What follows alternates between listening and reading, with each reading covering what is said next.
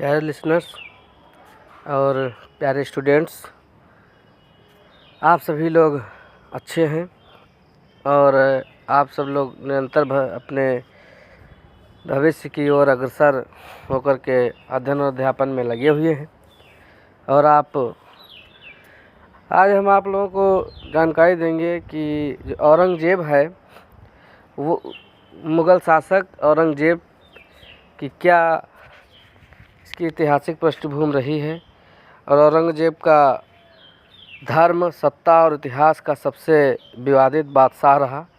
यह किस प्रकार रहा, ये ऐतिहासिक बैकग्राउंड क्या है इसके, और इस प्रकार से इतिहास के पन्नों में कुछ नाम ऐसे दर्ज हैं जो जितने महान कहे गए उतने ही विवादों में भी घिरे रहे। मुग़ल साम्राज्य का वो बादशाह जिसने अपने ही पिता को कैद किया, अपने भाइयों का वध किया और धर्म के नाम पर पूरे भारत की दिशा बदल दी, वो था औरंगजेब आलमगीर। औरंगजेब आलमगीर का जन्म 3 नवंबर 1618 को गुजरात के दाहोद में हुआ था। वो शाहजहां और मुमताज़ महल का तीसरा पुत्र था। बचपन में ही उसमें कठोर अनुशासन और धार्मिकता का भाव था। वो तलवार चलाने में भी निपुण था और कुरान का ज्ञाता भी, लेकिन इसी धार्मिकता के आगे चलकर उसके शासन को कठोर बना दिया। इसके बाद आता है कि सत्ता की लड़ाई।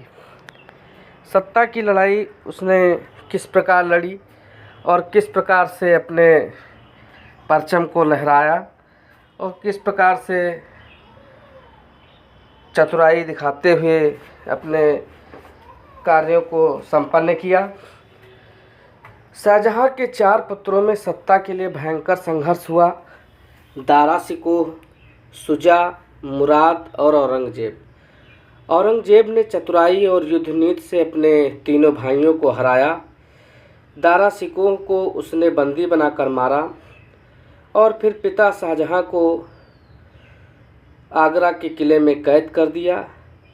सन 1658 में उसने स्वयं को सम्राट घोषित किया और बन गया भारत का छठा मुग़ल बादशाह। भाग 3 में हम बताएंगे कि धर्म और शासन की नीति क्या थी उसकी। तो धर्म और शासन की नीति में वह किस प्रकार से जाना जाता था। औरंगजेब ने अपने शासन को इस्लामी नियमों के आधार पर चलाया।